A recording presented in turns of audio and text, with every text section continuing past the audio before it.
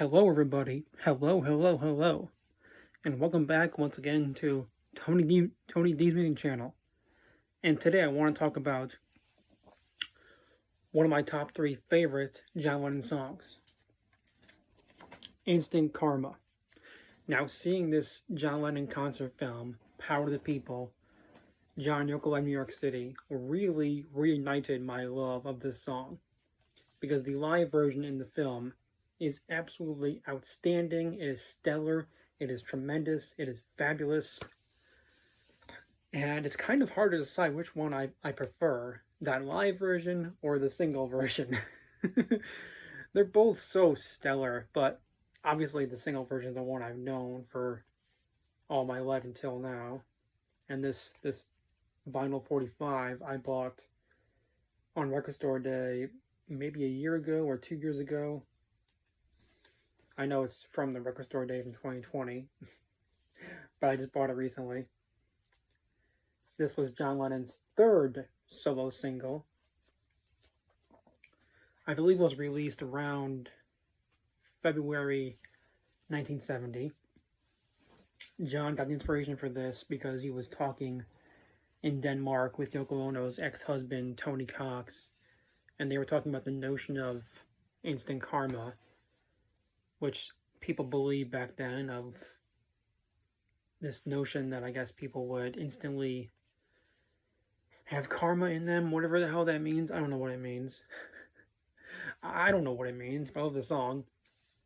And then the next day, John Lennon just woke up with all of these words in his head that became the lyrics, which often happens to brilliant songwriters. Like Paul McCartney, who woke up one day with the melody for the song Yesterday, and then there's Phil Collins, who wrote the lyrics for In the Air Tonight just because they just came out of his head one day. But Instant Karma was a song that John Lennon wanted to record and produce and release as quickly as possible.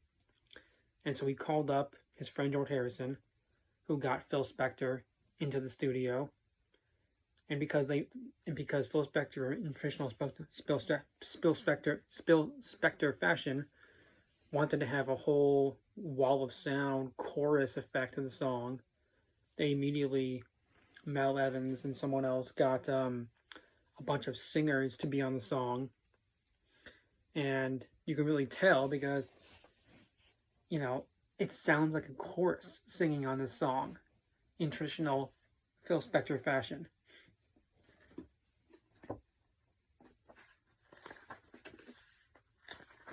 Now, if you want to learn about the creation of this song, I recommend this book, Fab 4 FAQ 2.0 by Robert Rodriguez.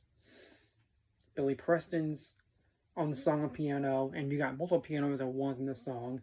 And Alan White, who would later be in the band Yes, is playing drums on here. And really, the drums are so nimble and so thrumbing that it sounds like the drums are the main driver of this song. I think when I was young, I thought maybe it was Ringo on this song, but I'm not sure Ringo could do this. I mean, he could do anything on drums, really, but this is Alan White at his best. Now, sadly, I did meet Alan White back in 2019 briefly, and it wasn't long before his sad passing. But yeah, it was on the morning of January 27, 1970, that John just woke up with the concept of this song about instant karma, based on these conversations with Yoko's ex-husband, Tony Cox. And he wanted the song released as soon as possible. Billy Preston was playing piano in the song, Klaus Voormann on bass, Mal Evans, the Beatles roadie, was helping out. The lyrics of this, I think, are just brilliant. Just starts off with John just saying 3, 4, and then you hear piano notes, and then instant karma's gonna get you, gonna knock you right in the head. You break yourself together, pretty soon you're gonna be dead. What in the world are you thinking of? Laughing in the face of love. What are you trying to do? It's up to you. Instant Karma's gonna get you. Who does you think you are? A superstar. Well, right you are. Well, we all shine on. Like the moon and the stars and the sun. Well, we all shine on. Everyone, come on. And this is the part of the song where it's a real chorus, like in a church, and you just want to get up and dance. Better recognize your brothers, everyone you meet. Why in the world are we here? Surely not through pain and fear. Why on earth are you there when you everywhere? Better get yours yet, 'cause we all shine on like the moon and the stars and the sun. Everyone, come on! I honestly believe that this song might be John Lennon's best performance in terms of vocals. You know, after the Beatles broke up, or possibly even including that. I mean, there are 3 songs I rank as the best John Lennon songs, not with the Beatles: Scared, Imagine, Instant Karma. But Instant Karma might be the best of those 3 in terms of vocals. Or it might be the song Scared. I think that's an incredibly well-performed vocal song too.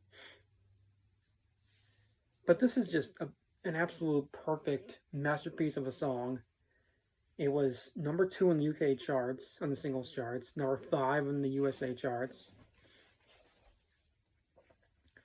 And this was only his 3rd single. He didn't make a proper album yet. He was already giving us this kind of genius anthem here.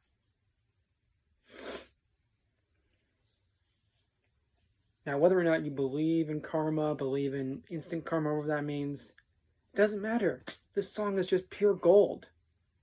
Well, that was a Ringo song, actually.